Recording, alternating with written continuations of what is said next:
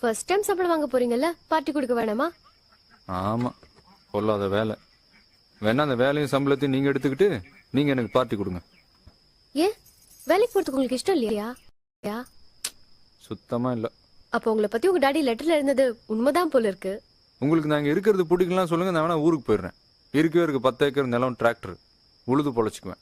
உங்க அப்பா உங்களை கஷ்டப்பட்டு படிக்க வச்சது ஊர்ல விவசாயம் பாக்குறதுக்கு தானா?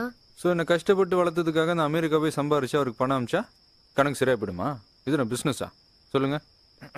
இப்போ நாங்கள் போய் பணம் சம்பாரிச்சு ஒரு கார் வாங்குறேன்னு வைங்க, அந்த சந்தோஷத்தை எப்படி நான் எங்கள் அப்பாட்ட ஷேர் பண்ணிக்க முடியும்? என்ன அந்த கார் பக்கத்தில் நின்று ஒரு ஃபோட்டோ எடுத்து அனுப்ப தான் முடியும். ஆனால் இதுவே எங்கள் ஊரில் வேலை பார்த்தேன்னு வைங்களேன், அட்லீஸ்ட் ஒரு பஜாஜ் ஸ்கூட்டரையாவது வாங்கி மஜாவே என் மணியை உட்கார வச்சுட்டு சுத்த முடியும். அதில் ஒரு சந்தோஷம் இருக்கு. அவ்வளோ ஏங்க, போது எங்கள் அப்பாவுக்கு உடம்பு சரியில்லைன்னு வைங்க, நான் அமெரிக்காலேருந்து ஃபோன் பண்ணி என்னப்பா டாக்டர்கிட்ட போனீங்களா, மாத்திரை சாப்பிட்டீங்களான்னு கேட்க தான் முடியும்.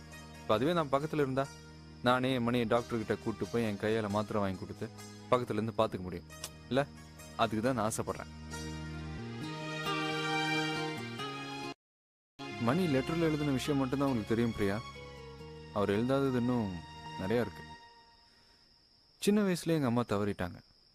தன்னோட சந்தோஷத்துக்காக இன்னொரு கல்யாணம் பண்ணிக்காம என்னோட சந்தோஷத்துக்காகவே வாழ்ந்தவர் அவர். இப்போ எனக்காகவே வாழ்ந்துட்டு இருக்கிற அவருக்காக நான் அவர் கூடவே இருக்கணும்னு ஆசைப்படுறேன். இது தப்பா?